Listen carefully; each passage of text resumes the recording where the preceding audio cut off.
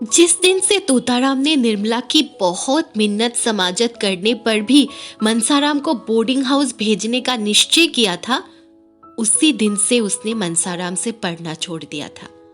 यहां तक कि वो बोलती भी न थी। उसे स्वामी की इस अविश्वासपूर्ण तत्परता का कुछ कुछ आभास हो गया था। उफ, इतना शक के मिजाज! ईश्वर ही इस घर की लाज रखे। इनके मन में ऐसी ऐसी दुर्भावनाएं भरी हुई है। मुझे ये इतनी गई गुजरी समझते हैं। ये बातें सोच सोच कर वो कई दिन रोती रही। तब उसने सोचना शुरू किया, इन्हें क्या ऐसा संदेह हो रहा है? मुझ में ऐसी कौन सी बात है जो इनकी आंखों में खटकती है? बहुत सोचने पर भी उसे अपने में कोई ऐसी बात नजर न आई। तो क्या उसका मनसाराम से पढ़ना, उससे हंसना बोलना ही इनके संदेह का कारण है? तो फिर मैं पढ़ना छोड़ दूंगी, भूल कर भी मनसाराम से ना बोलूंगी, उसकी सूरत तक ना देखूंगी। लेकिन यह तपस्या उसे असाध्य जान पड़ती थी। मनसाराम से हंसने बोलने में उसकी विलासनी कल्पना उत्तेजित भी होती थी और तृप्त भी। उससे बातें करते हुए उसे अपार सुख का अनुभव होता था, जिसे वो शब्दों में प्रकट न कर सकती थी। कुवासना की उसके मन में छाया भी न थी। वो स्वप्न में भी मनसाराम से कलुषित प्रेम करने की बात न सोच सकती थी। प्रत्येक प्राणियों को अपने हमजोलियों के साथ हंसने बोलने को जो एक नैसर्गिक तृष्णा होती है, उसी की तृप्ति का यह एक अज्ञात साधन था। अब वो अतृप्त तृष्णा निर्मला के हृदय में दीपक की भांति जलने लगी। रह रहकर उसका मन किसी अज्ञात वेदना से विकल हो जाता। खोई हुई सी किसी अज्ञात वस्तु की खोज में इधर उधर घूमती फिरती। जहां बैठती वहां बैठी ही रह जाती, किसी काम में जी न लगता। हाँ, जब मुंशी जी आ जाते, वो अपनी सारी तृष्णाओं को नैराश्य में डुबाकर उनसे मुस्कुराकर इधर उधर की बातें करने लगती। कल जब मुंशी जी भोजन करके कचहरी चले गए, तो रुक्मिणी ने निर्मला को खूब टानों से छेदा। जानती तो थी कि यहाँ बच्चों का पालन पोषण करना पड़ेगा, तो क्यों घर वालों से नहीं कह दिया कि वहां मेरा विवाह ना करो? वहां जाती जहां पुरुषों के सिवा और कोई ना होता, वो ही ये बनाव चुनाव और छवि देखकर खुश होता, अपने भाग्य को सराहता। यहाँ बुढ़ा आदमी तुम्हारे रंग रूप हाव भाव पर क्या लट्टू होगा? इसने इन्हीं बालकों की सेवा करने के लिए तुमसे विवाह किया है, भोग विलास के लिए नहीं। वो बड़ी देर तक घाव पर नमक छिड़कती रही, पर निर्मला ने चूं तक न की। वो अपनी सफाई तो पेश करना चाहती थी, पर न कर सकती थी। अगर कहे कि मैं वही कर रही हूं जो मेरे स्वामी की इच्छा है, तो घर का भांडा फूटता है। अगर वो अपनी भूल स्वीकार करके उसका सुधार करती है, तो भय है कि उसका न जाने क्या परिणाम हो। वो यूं बड़ी स्पष्टवादिनी थी। सत्य कहने में उसे संकोच या भय न होता था, लेकिन इस नाजुक मौके पर उसे चुप्पी साधनी पड़ी। इसके सिवा दूसरा उपाय न था। वो देखती थी कि मनसाराम बहुत विरक्त और उदास रहता है। ये भी देखती थी कि वो दिन दिन दुर्बल होता जाता है, लेकिन उसकी वाणी और कर्म दोनों ही पर मोहर लगी हुई थी। चोर के घर चोरी हो जाने से उसकी जो दशा होती है, वही दशा इस समय निर्मला की हो रही थी। जब कोई बात हमारी आशा के विरुद्ध होती है, तभी दुख होता है।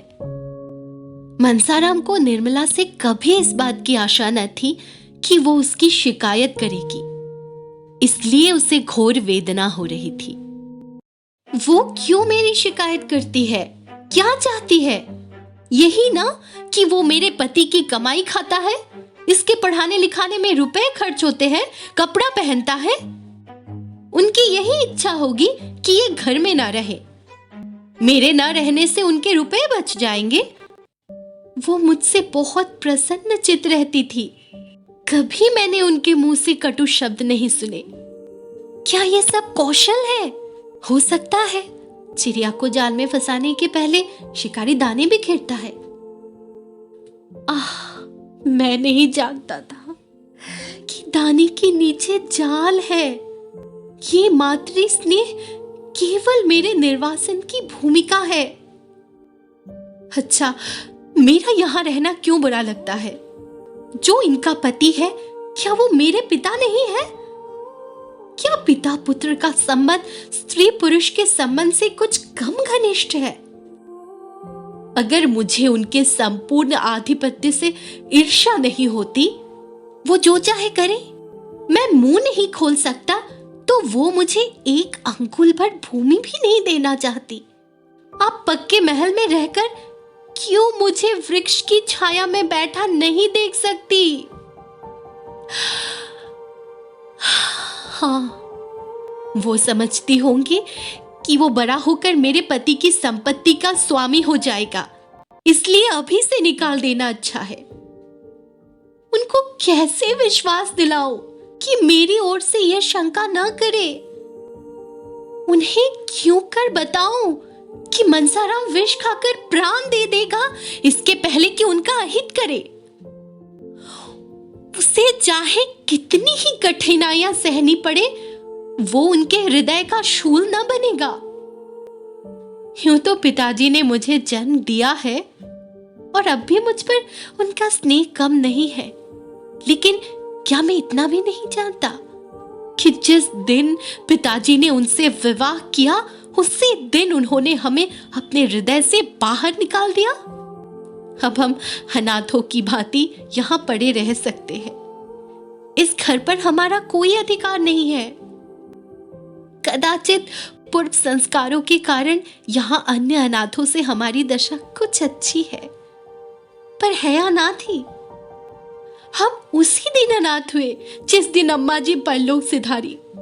जो कुछ कसर रह गई थी, वो इस विवाह ने पूरी कर दी। मैं तो खुद पहले इनसे विशेष संबंध न रखता था। अगर उन्हीं दिनों पिताजी ने मेरी शिकायत की होती, तो शायद मुझे इतना दुख न होता। मैं तो उसी आघात के लिए तैयार बैठा था।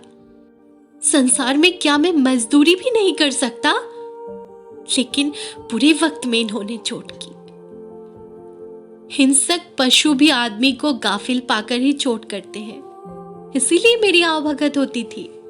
खाना खाने के लिए उठने में जरा भी देर हो जाती थी तो बुलावे पर बुलावे आते थे। जलपान के लिए प्रातः हलवा बनाया जाता था। बार बार पूछा जाता था, रुपयों की जरूरत तो नहीं है? इसीलिए वो 100 रुपए की घड़ी मंगवाई थी। मगर क्या इन्हें कोई दूसरी शिकायत न सूझी जो मुझे आवारा कहा? आखिर उन्होंने मेरी क्या आवारगी देखी? ये कह सकती थी इसका मन पढ़ने लिखने में नहीं लगता, एक न एक चीज के लिए नित्य रुपए मांग सकता है। यही एक बात उन्हें क्यों सूझी? शायद इसीलिए कि यही सबसे कठोर आघात है जो वो मुझ पर कर सकती है।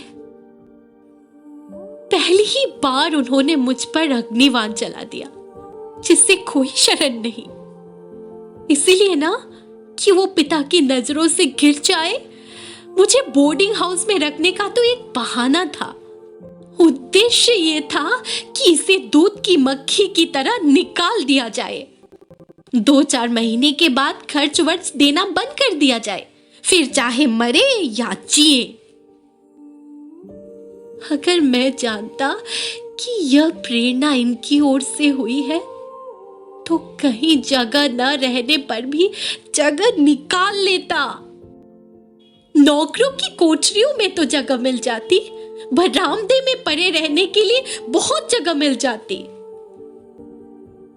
खैर, अब सवेरा है। जब स्नेह नहीं रहा तो केवल पेट भरने के लिए यहाँ पड़े रहना बेहयाई है।